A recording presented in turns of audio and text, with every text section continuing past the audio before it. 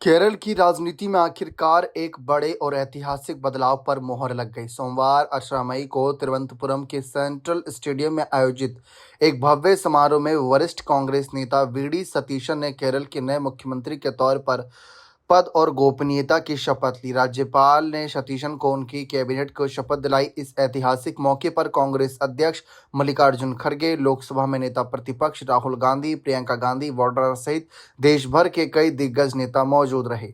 संयुक्त लोकतांत्रिक मोर्चे की इस बम्पर जीत और सतीशन की ताजपोशी के साथ ही केरल में वाम लोकतांत्रिक मोर्चे का सालों पुराना शासन समाप्त हो गया। लेकिन इस बड़ी जीत के जश्न के बीच कांग्रेस के गलियारों में एआईसीसी के संगठन महासचिव केसी वेणुगोपाल की भूमिका को लेकर चर्चा सबसे तेज है। एन वक्त पर मुख्यमंत्री की पद से रेस से वेणुगोपाल के पीछे हटने के बाद अब देश की राजनीति का सबसे बड़ा सवाल यही है कि राहुल गांधी अपने इस सबसे करीबी संकट मोचक को कहां फिट करेंगे।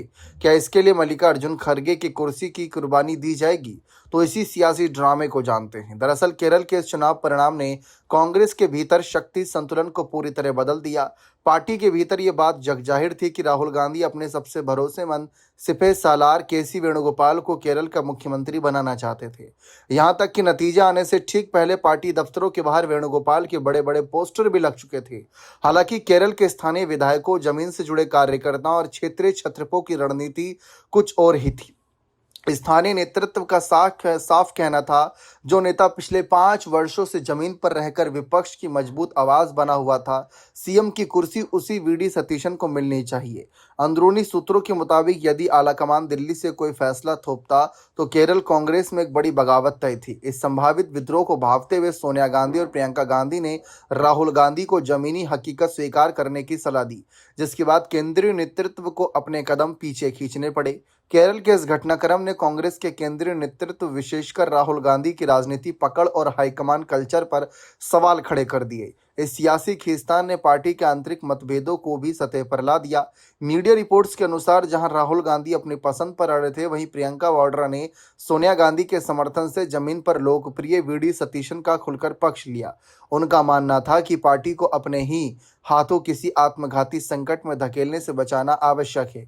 राहुल गांधी के लिए अपने ही राजनीतिक गढ़ वायनाड से गहरे जुड़ाव के कारण में इस तरह से बैकफुट पर आना एक बड़ा राजनीतिक झटका माना गया। यह इस बात का सीधा प्रमाण है कि जब क्षेत्रीय समीकरण मजबूत हो तो प्रांतीय छत्रप दिल्ली के केंद्रीय फरमानों को भी झुकाने का मादा रखते हैं। अब बात आती है कि कांग्रेस में त्याग और समझौते करने वाले नेताओं को पुरस्कृत करने की पुरानी परंपरा रही। भले ही अपनी मर्जी से पीछे हटने के कारण वेणुगोपाल का ग्राफ राहुल गांधी की नजरों में और बढ़ गया हो, लेकिन कड़वी सच्चाई यह भी है कि गृह राज्य की सत्ता ना पा सकने के कारण दिल्ली दरबार में उनके रसूख की सीमाएं भी उजागर हुई हैं। अब कयास लगाए जा रहे हैं कि राहुल गांधी अपने इस सबसे वफादार साथी के राजनीतिक त्याग की भरपाई राष्ट्रीय स्तर पर करेंगे। वेणुगोपाल पिछले कई वर्षों से टिकट बंटवारे से लेकर संगठन के हर छोटे बड़े फैसले में राहुल गांधी के मुख्य रणनीतिकार रहे। ऐसे में सांगठनिक स्तर पर उनके लिए आगे बढ़ने का अब सिर्फ एक ही रास्ता बचता है, कांग्रेस राष्ट्रीय अध्यक्ष का पद।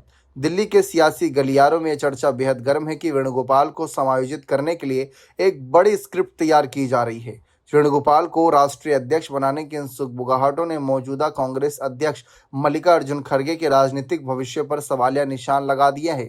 खड़गे ने अपने कार्यकाल में हमेशा राहुल के लिए एक मजबूत ढाल और संकटमोचक की भूमिका निभाई, लेकिन अब वेणुगोपाल की भरपाई के लिए खड़गे की कुर्सी की कुर्बानी दिए जाने की अटकलें तेज हैं। हालांकि खड़गे को उनके पद से हटाना गांधी परिवार के लिए भी आसान नहीं होगा। आगामी अक्टूबर महीने में कांग्रेस के सांगठनिक चुनाव होने तय हैं।